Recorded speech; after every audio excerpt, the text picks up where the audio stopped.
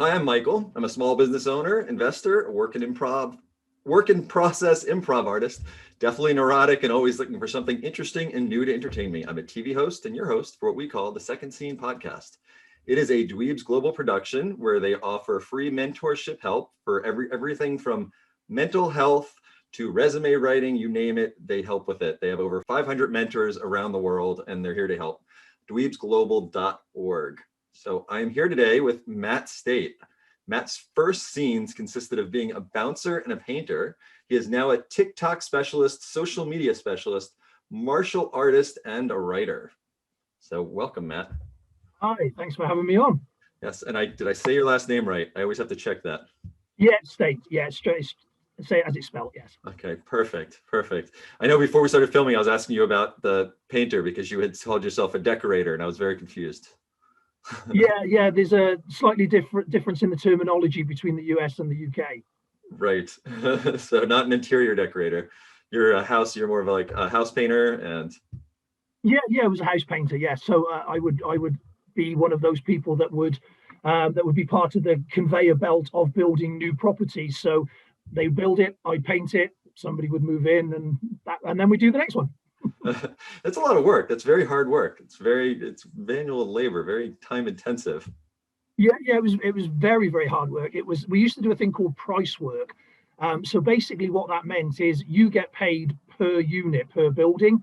And if you took a week or a month, you'd still get paid exactly the same. So you ended up having very few breaks and working basically as hard as you could for as long as you could on a daily basis. But in those days, I was young and fit, very vibrant, a lot of energy, able to sustain that. I'm not sure that that's the life I'd want to be leading, as a 50, 60-year-old guy. That wouldn't be as fun at all. Right, your knees wouldn't like you. Yeah, at least in my case, my knees wouldn't like me. Oh, absolutely, yeah, absolutely. How would that work though? If they were paying you a certain amount, would you look at the piece of property you're about to paint and be like, "Is that worth the time?" Like, I know it's going to take me. Yeah, essentially, that's what would happen. Yeah, they would give you what they thought was a valuation on the work, and you would either accept it or not, depending on whether you thought you could bring it in that time scale. Like every other sort of role, you got very good at specific things. And so that was a niche in itself, i.e. going into a brand new build house and being able to just knock it out and get it done in a quick amount of time. So, I mean, I'd do that all over the country, day in, day out for a good few years. That was kind of my life. And then that plus the training as well, very active, very physical. But like I said, I was lucky enough at that point to be able to do all of that. Right. It was the right time in your life. Yeah, absolutely. Yeah. So where were you at the time, or where were you from? Well, I'm based in the UK, and I was originally born in a small town in South Wales, which is absolutely lovely, fantastic part of the world, but really not a lot going on. So I was like a lot of young men, I was attracted to the bright lights in the big city and all the excitement and things that went on there. So I ended up drifting over to Bristol, which is a pretty big city in the southwest of the UK. Really, really great music scene, great nightlife, great entertainment, lots of pretty girls. And when you're a young man, pretty girls are a good attraction. They're a driving force. They are. Absolutely. So I find myself over in Bristol there, and then, like I said, I travelled a lot with regards to work, both with the decorating and the security. So. It was hugely entertaining time. So what type of security did you supply? Well, that was everything really, right across the board. So everything from working in nightclubs and bars and dealing with that side of things through to events and corporate dues. And so we do music concerts, sport things, and then right through then to actually close protection work. So looking after famous people through to some bailiff work. So collecting debts, having to deal with people squatting on land, that sort of thing. So a huge raft of stuff right across over a good number of years. Wow. So collecting debts, I guess this was legally a legal job, or were you working for mobsters? Well, actually, there was a little bit of both going on at one stage, which I did talk about in one of my books. It was a simple case of, at the time, you have to do what you have to do to get by. And so that's really where that was. But I know I used to work for actual bailiff companies. I used to train bailiff companies. So yeah, that was all legal above board, and that was court appointed collections. Okay. What was more difficult, the above board or below board debt Well, the collection? below board actually was great because I didn't actually do a thing. I just used to wander around looking menacing in the background, and that was the highlight of what I did with that. But that was something that I touched on. I didn't do it for a great deal of time. The sort of that kind of scene, but it was an interesting thing to do, if you like. So I don't. It's not something I'm proud of, but in the same vein, it's not something that I'm going to dismiss because, as I said, period in your life where sometimes you just got to do what you need to do to get through it. Gotcha. Can you give us a menacing look? What's the? Not anymore. I seem to have lost it. I was gonna say here. Yeah. I had what they. I mean, I won't swear, but I had what they called an F off face, and I just naturally settle that way. And so, when I'm having to deal with the public during that kind of work, it would literally be one of two things. I'd either be smiling like Miss World, which got a bit wearing for everybody, or I would have this face on that basically just said, "Go away, I don't want to talk to you." There's no middle ground. Got you. Well, as you've gotten older, you definitely don't have that settled in menacing face that No, or camera angle. I've mellowed with age. I think Yeah. that's the term. I've mellowed with age. There you go. So collecting debts, I'm assuming you've had some pretty hard times with that. There had to have been people that were not happy to see you. Yeah, again, it's everything along the spectrum. So there are stories where I can talk about the reason why I actually stopped, which was we were sent to collect some money from a builder who'd had a very, very serious car accident, and he was actually bedridden at his mother's house. He'd lost everything, absolutely everything. And I sat and I had a conversation with both him and his elderly mother, and I just couldn't do it. I just couldn't do it. It was so easy to see how people could fall into those kind of poverty traps and end up that way. And I didn't want to be part of that, the cog in that wheel. However, on the other side of the coin, um, occasionally we had to move groups of people on from land that were rightfully belonged to farmers and things, and sometimes we had to go and collect things for businesses that had lost everything because people wouldn't pay their debts. And so, like everything, it's not straight black and white. There was a lot of moral searching during that time, figuring out who I was and where I thought the world should be. Right. No, I understand that. I'm actually in the pawn business. So Oh, I right, own a okay, few pawn shops. People come, right. they'll get a loan on their collateral, and then if they don't come to pick it up, they do lose their collateral. But we're a small mom and pop, so we'll help them out. We'll do whatever they can so they can keep their item.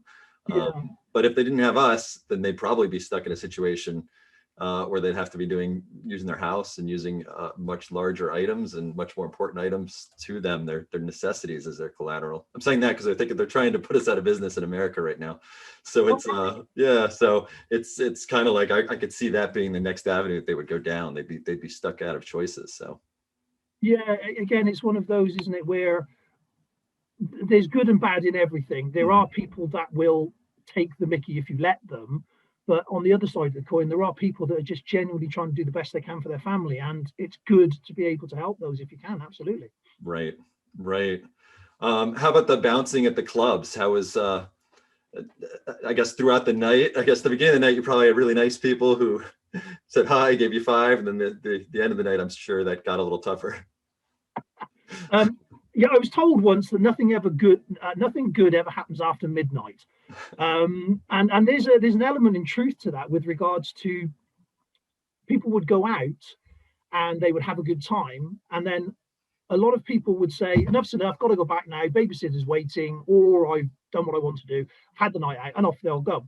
And then that really just leaves the serious party people that are quite happy to have a little bit of excess, shall we say, and that of course leads to all kinds of human emotion. So when you get in charge of a big building that is full to the rafters of people that are very sexually charged, they're very high energy, they're full of the substance of choice, whether that be alcohol or something else, then unfortunately, occasionally that does lead to a few people that, shall we say, think the rules don't apply to them.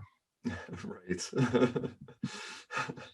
Well, were you training in martial arts at the time that you were bouncing? Yeah, that's what sort of started the process. I was training and doing okay with that and winning some competitions and stuff, and that, so it was almost a natural progression in that respect. A lot of martial artists don't do that, and a lot of bouncers don't do martial arts, so it's not written in stone, but it was a natural progression for me to do that. But it became very clear quite early on that it's a completely different world with its own set of rules, and me telling people I had a black belt didn't actually make a blind bit of difference to their behavior. No, that didn't add to the intimidation. No, it didn't. No. Yeah, it's a funny world that when people are, how should we say, full of themselves, whether that be through drink or drugs or their peer group that they're with, because nobody wants to lose face or that sort of thing, then actually that can be seen as a red rag to a bull and actually create more trouble than it solves. I got you. I remember going to the beach with a friend when we were younger, and he was practicing his martial arts on the beach because it was late at night. We weren't really doing anything. I got to tell you, like, he attracted so many hecklers and people that just wanted to start with him once they saw. Yeah, that does happen occasionally. That does happen. But again, like with everything else, it's the small minority, and that's really what we were there for. The vast majority of people just want to have a great time and blow off some steam and and enjoy themselves. And that's what happened. So it really was the small minority, but those people unfortunately do need policing. I got you. No, I understand. They're always the good stories, so that's why I go there. But I live my life believing everyone's good. I wait for them to do something bad before I change my mind. It's terrible. People, there's so many people that walk around and just expect the worst out of people, and that's not the way. Yeah. It's one of those sort of prepare for the worst and hope for the best kind of mind frames. That's the kind of way that I used to look at it. But and again, it's something that I do talk about. When I actually gave up working in security, I didn't realize how it had affected me psychologically on that level, because I've been in and around confrontation and violence, and it was my normal day-to-day life. So if you think about, say, a dentist or a mechanic or whatever field somebody's in, they are very hyper involved in that particular thing that they do. And so for me, it was confrontation and violence. And so when I stopped doing that, it was really weird, because there was this few months of an adjustment period where I caught myself literally thinking about how I was going to knock out the neighbor if he started on me, that kind of stuff, which clearly he wasn't going to do. But I got so used to thinking about things that way that it was really a long journey to actually switch out of that. That's wild. That's wild. Did it happen? It was that often that the minority people would cause problems after midnight. That it just Well, got. some of the places that I worked were, how should we say, more colourful than others. And as the head doorman for a lot of those places, which means the buck stops with me. So, I was the head of the team. And if there was a real problem, then that fell to me to resolve. And so because of that, I did, I did find myself quite often having to deal with these kinds of things. And so, yeah, it became, I hate to say it, but relatively normal. And that does mess with you. That does change the way you see the world and how you interact with people. And a lot of people that work in security have a lot of problems with it because they can't get rid of the adrenaline. The stress is really high, so there's a lot of marital breakdowns. There's a lot of disengagement from kids and things, and a lot of falling apart from society, because we're literally flipped on our heads. We'll go to work at 10 o'clock at night and finish at 4 or 5 in the morning, whereas the rest of the world will do it the other way around. Right.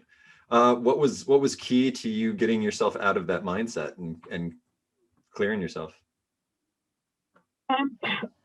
Well, firstly, I realized it was quite an unhealthy way to sort of go about the world, and it was unnecessary as well. And that was one of the things. It reminded me of a story from previously, from a few years before, where um, I was actually hosting a martial arts thing, and we had over an Israeli military guy, and he was pretty high up in the Israeli military. He'd done a lot of things that couldn't really talk about.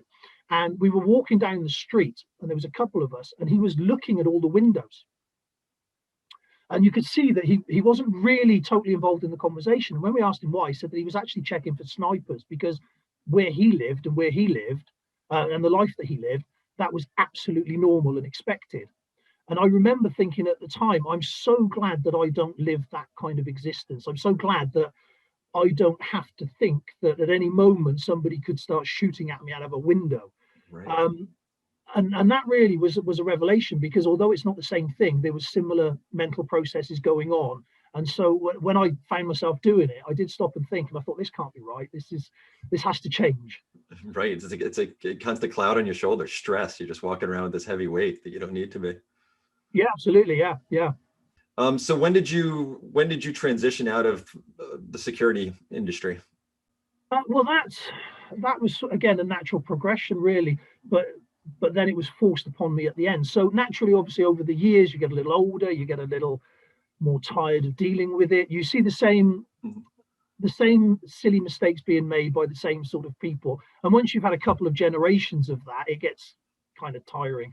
So that was one of the things. But then you had the fact that I was moving into other stuff as well, and I had to make a decision on the life that I actually wanted to lead, and that's fundamentally one of the things that cemented it fully, because I was doing a number of different things at that point, and it was a case of, well, where do I see myself in 10 years? How do I want to be in 10 years? Do I want to still be doing this kind of thing? So that was one of the main things. But then there was an actual occasion where I was working at a nightclub, and we'd just thrown this guy out. He'd threatened to stab another punter. He'd stolen a purse off this guy's girlfriend. He'd been very, very violent in the club. So we'd thrown him out. Anyway, 5 minutes later, he came back with a broken beer bottle and tried to hit me around the head with it. Didn't succeed, fortunately, but tried nonetheless. Police came, he was arrested, and I had a phone call the next day where they released him without any charge. And their words were, it's his first offence, and he said he was very sorry. So that really made me stop and think. And I thought, you know what, I've definitely had my 9 lives at this. I've definitely had an awful lot of luck, and I've come through it. Yeah, I've got scars and all the rest of it, but I'm all in one piece for the most part. So that really was the time when I thought, you know what, I need to call this a day now before something really bad happens. Right. As you're getting older, your speed slows down. The, Oh, the yeah. the kids are getting bigger. They're definitely teenagers are a lot bigger now than when I was a teenager. So what did you move into after you left security? Well, that was the sort of natural progression, because I'd been teaching martial arts for quite some time. And so essentially at that point, I was working as an operations manager for a security company in the day. And then in the evenings, I was working as a head doorman in various clubs and events and things. And I was also running a full-time martial arts gym. And so I had all of those things going on. And it was the full-time gym that I thought, well, I really want to run with this and open up my own premises properly and do it, 100%. And so that's where I made that decision. And I thought, that's where I'm going to jump. That's where I'm happy. That's what I would like to do. And so I essentially left the operations manager role. I gave up working the doors. I committed fully to the gym. I invested all of my savings in it, and that led to, if you like, this new version of me. What type of martial? How long ago is this from today? Oh, this was 10 years ago.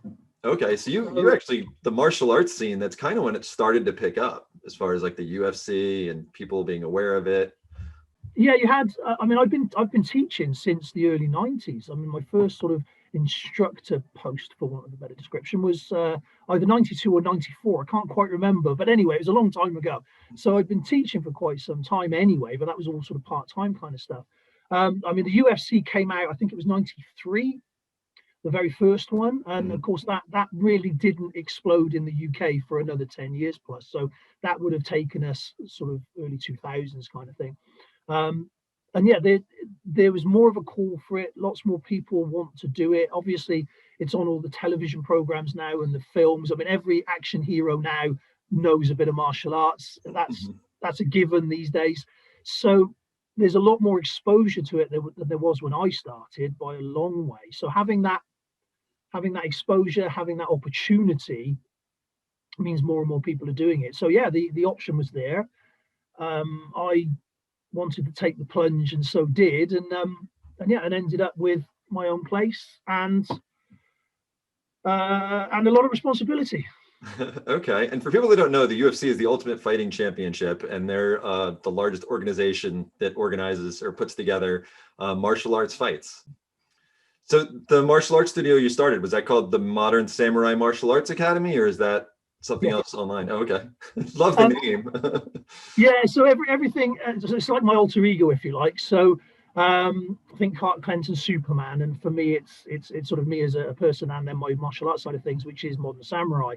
Now, obviously, clearly, I'm not some feudal warrior that's time traveled forward. I'm actually a rather out of shape middle-aged man going now. But nonetheless, when I started it, that's what I called my gym, Modern Samurai Martial Arts, and I wanted it to sort of project a feeling of both modern, hence the term, and but it was rooted in tradition. It was rooted in the history and all the values that come with that. But it was contemporary, and it was an interpretation that was relevant today. And so that's really where all the door work and the security and stuff sort of came together, because you can't you can't do something for tradition's sake in a setting like that if it doesn't work. You've got to figure out how to make it work. So tradition, although is the start point, and we stand on the shoulders of giants, absolutely, we have to adjust to make it work in the modern age. Right. So what type of martial arts is it? Combination of all sorts of things. Again, it's one of those where I've been doing it for such a long time that I've I've done lots of different arts in different ways at different levels. And so I started out. I tried a few things. So I did some boxing and some judo when I was young. Didn't quite work out with those at the time. Moved into karate. Did that for a long, long time. Really, really sort of got into that. And that's if you like my core and my base. Then moved into Krav Maga and Kapap, Israeli military systems, combatives. Went back into the judo and the wrestling kind of things. Done some more boxing. Then got into kickboxing, full contact, Thai stuff.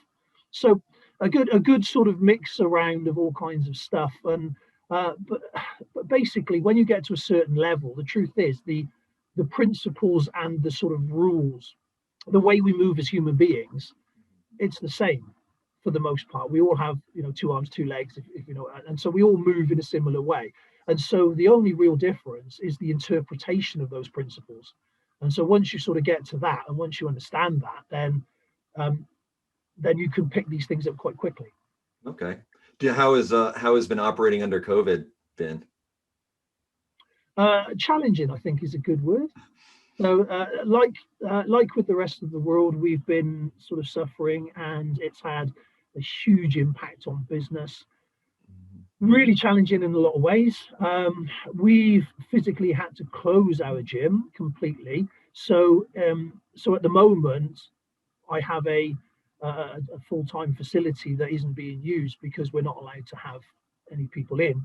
And it's been on and off that way for 10, 11 months now. So, but I mean, what I've done personally is I've moved everything online. I was doing online stuff anyway. I had been doing that for a number of years. And so all I've really done is moved the focus more into that. So the gym itself now has become essentially a soundstage and recording studio, and we do a lot of filming there. We do a lot of stuff there. So and then obviously I've is created a lot more time for the social media stuff that I do.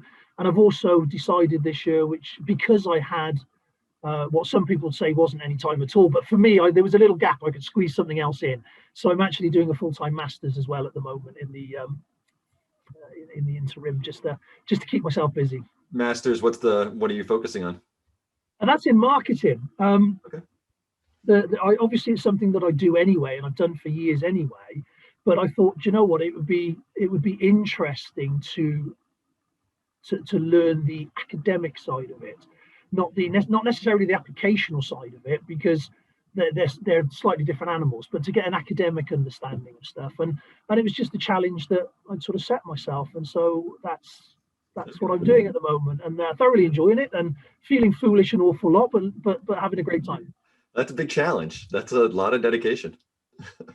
Yeah, it was. I have to be honest, and people who know me will be laughing at this point, because I did I did sort of underestimate the level of work that would be required, as you do. I mean, we all jump into these things. I mean, there's that saying, isn't it? Uh, don't feel that the person who's never done a parachute jump is brave. actually the person who's brave is the person who's done one already and is going to go do another one. And so that, you know, because you sort of know what you're getting, and that sort of stands true. Because I have to be honest, I would never jump into a full-time 1 year master's degree course running my businesses as well again. That was just foolish. You will make it.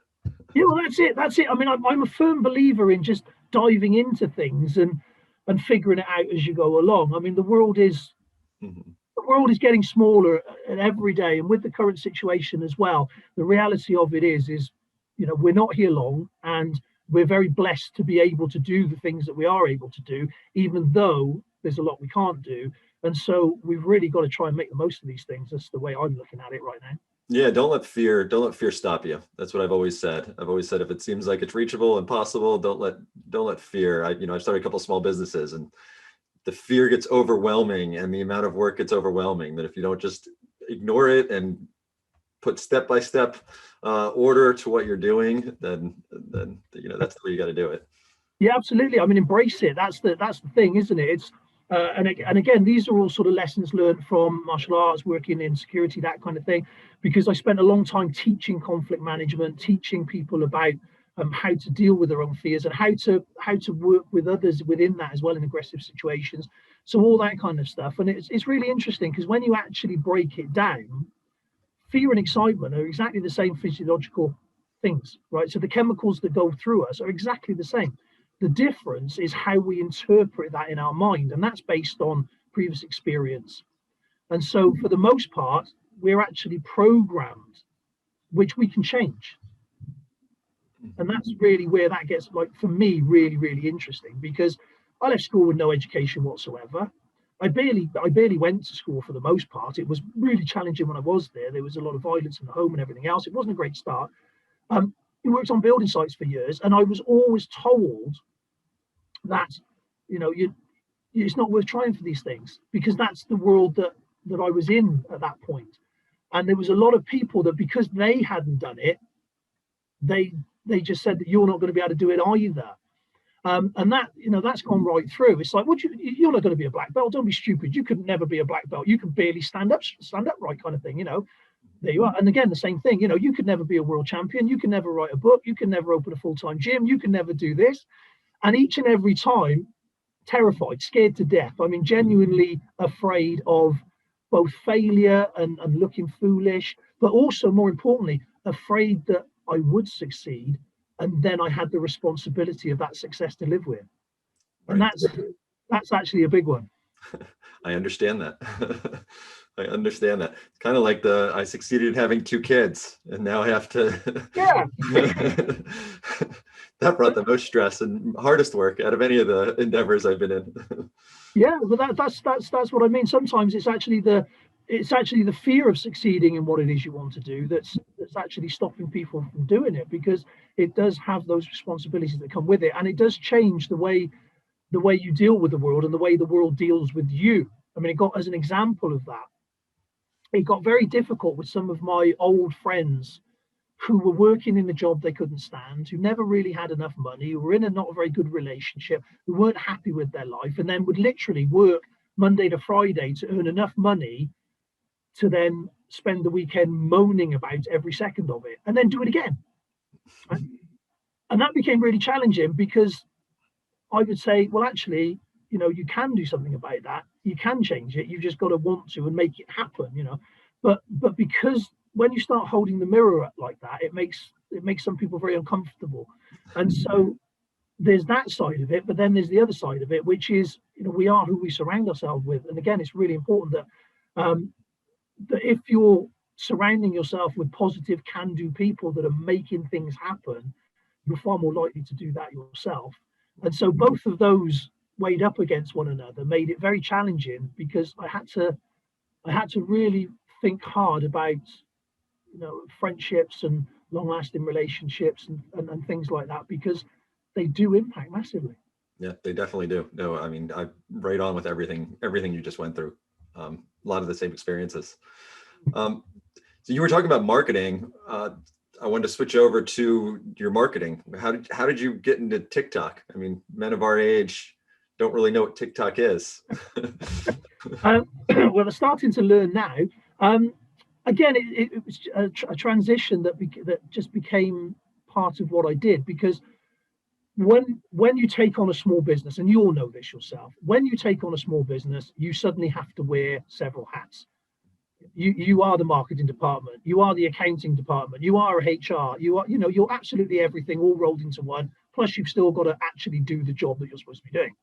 So necessity being the driving force behind that, and because I obviously wanted to have a successful business, then it meant that I had to start learning how to utilize social media, how to start making things work like that. And so there was this journey of becoming self-taught. And again, when we got to the stage where it was, well, I want to write a book, and I've wanted to write a book for ages, and I ended up writing half a book, putting it in a drawer, telling myself I wasn't good enough for about 3 years, and then taking it out again and finishing the thing.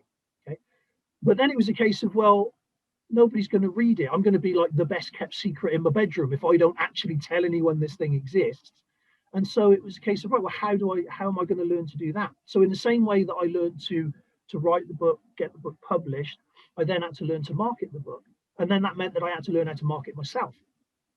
And so it basically, yeah, it's just a series of stages over a period of years, where trial and error, doing the actual thing. And then I'd find people would ask me, and they would say, how do you do that? How does that work? And again, I'm sure you know this yourself. You don't have to be an expert. You only need to be 2 steps ahead of somebody to be able to sort of reach back and give them a hand and help them out. And so it was that natural progression. Okay. How did you naturally progress to TikTok though? I mean, we all think of TikTok as, the teen girls making their short videos that everyone's watching, or the kids driving in their cars, or you don't really see older gentlemen doing martial arts and it being a popular TikTok. Actually, you do. I guess it's a misconception I have, and I'm sure a lot of people have. Yeah, no, absolutely, and that is exactly what it is. So when we look at that, it is a misconception that people have, is that it is solely for the younger generation. Stats prove now that that's not the case, and more and more older people are coming on. I say older, I shouldn't say that. More and more mature people are coming on, There you and, go. and there's a lot more educational content involved as well. There's actually being pushed by TikTok. So actually, just underneath the surface, there's loads of really, really good stuff. I follow things like the Washington Post as an example. They're great. I follow them. They've got nearly 750,000 followers, and they do some great stuff. It's enjoyable. Okay. So there's all kinds of really good stuff on there if you look. Right? For me personally, I was actually late one night. I couldn't sleep, so I was sat up watching YouTube videos, as people do, and I saw a Gary Vaynerchuk interview where he was talking about TikTok. And the very next day, I was on a business podcast, and we were talking about TikTok itself. And I said, you know what, I'm going to have a go at this. I'm going to have a look into it. It's new, it's exciting, and everybody's talking about it. And if Gary Vaynerchuk says that there's a good chance it's going to be the next big thing, it's worth listening to. So, set myself to researching it, looking at it, making sure I understood it, really taking some time to delve into the inner workings of everything and how it all actually works. Because I'm one of those people, I can't do something 95%. It's either 101% or not at all. I'm either all in or all out. So I really sort of deep dived into it, and then started just putting content out there. Now, fortunately, because I spent a few years now doing YouTube clips and online courses and things like that, I'd sort of I'm reasonably comfortable on camera. And there is a skill to that, as everybody that suddenly had to move their meetings to Zoom found out.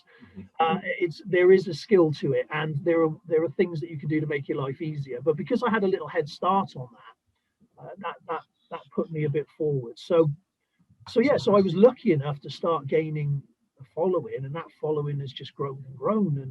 And I now got well over 300,000 followers. I've got several videos that have had multiple millions in the views, and it's dropped off a little bit now, but at one stage I was getting 2 million views every week. It was literally, that's those kind of numbers is what you expect on a daytime television show. So it's quite substantial.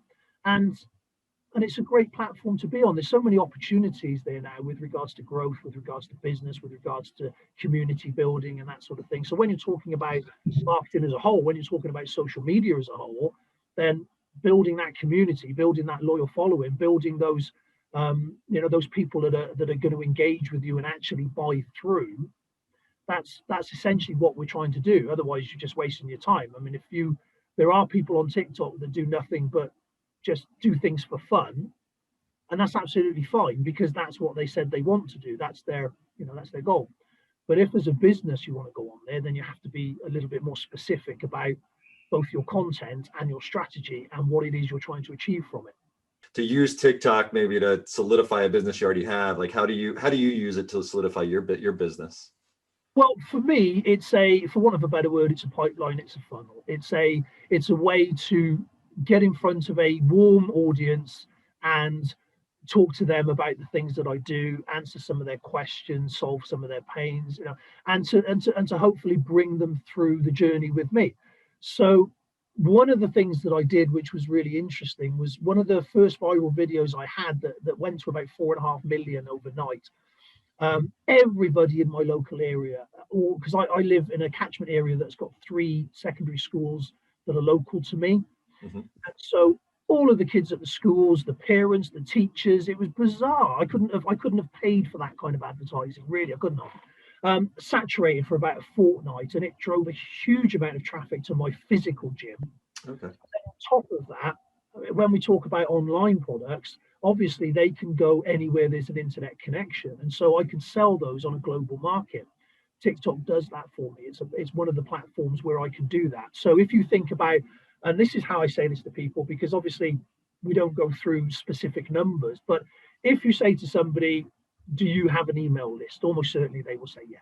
And then when you say, okay, right. So if you then say, well, what's your average open rate? They'll go, oh, whatever it might be.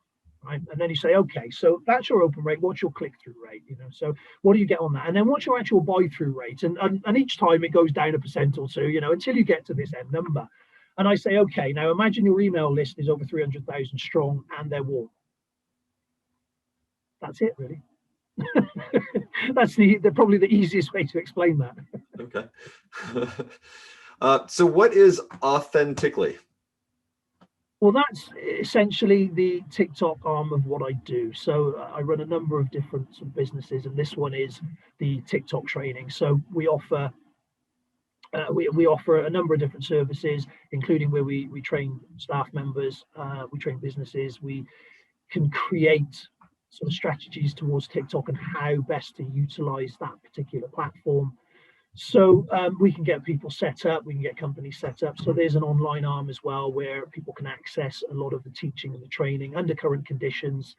Obviously, we can't do face-to-face training like we used to, which I hope we can get back to one day, by the way, because I really enjoy being in a room. I like the energy of that. So it's something that I really hope we can get back to. But in the time being where we can't do that, then there's the online platforms. And so they would run concurrently normally, but at the moment it's the online stuff. Okay. What other online solutions do you offer? Well, there's the Academy itself, which is essentially a subscription-based model where people can work through that and work through the knowledge of that and basically learn everything they need to learn about TikTok and how to use it successfully. So I also do a basic 30-day challenge as well, if anybody's interested in that. That's a much more accessible sort of option for people, and that's essentially one teaching module every day for 30 days, and we all sort of work together as a group within that, and we just have a lot of fun for those 30 days while we figure out how to use it. So like with every platform, it's specific in the way that it works and the way that it relates to you. So you've got to literally look at it as a partnership and give TikTok what it wants for it to then give you what you want. I mean, that's essentially it in a nutshell. So if you want TikTok to share you, then you've got to make sure that you're presenting your content and your information in a way that is shareable and is also going to be shared to the right people. Because if TikTok doesn't know that and it doesn't know where to share you, then it's going to put it out to the wrong people. Got you. Yeah, no, as the business owner, is it worth your time? Is it worth somebody else's time to do all of that research on their own when they can have a service like yours that'll save them a lot of time, a lot of money in the end, and bring them better results? Oh, absolutely. Yeah, absolutely. I mean, that's fundamentally it, isn't it? It's if you like a fast track route to the knowledge that you need to actually perform properly on the platform. So where can people find you? Well, the usual kind of ways. So you can put Matt State into any of the social media platforms, and you'll find me. The same with Modern Samurai, Google or any of the social media platforms like that. You can go onto some of my websites, so authentically.com or modernsamurai.online, any of those. So all the sort of usual suspects. Okay, authentically.com, just spelled just like you have it on your. Yeah, just like it is on there. That's having a little bit of work done at the moment. We're just revamping the online course, so you may or may not be able to pull that up for a day or two. But yes, authentically.com. Okay, well, by the time this is out, it will be there. So it's for anyone who's not watching the video version, it's authenticly.com. Yeah. So if you think of the word authentic, so instead of having the TIC on the end, it's TIK for the TikTok. Perfect. And Matt Stait, MATTSTAIT.com. Yeah, so Matt Stait, STAIT, yeah. And so that's Facebook, LinkedIn, all of the usual social media sites. And then the other one is modernsamurai.online. Perfect. Thank you so much. You've done a lot. You're very knowledgeable and you were fun to talk to. Oh, no, my pleasure. Thank you very much for inviting me. I've enjoyed it myself. Thank you. Well, this has been another episode of Second Scene, produced by dweebsglobal.org. We provide mentorship help to people around the world. We have over 500 mentors from everywhere, you name it. Free resume help, free mental health help, free any help you need. So come to dweebsglobal.org. And thanks again, Matt. Well, my pleasure.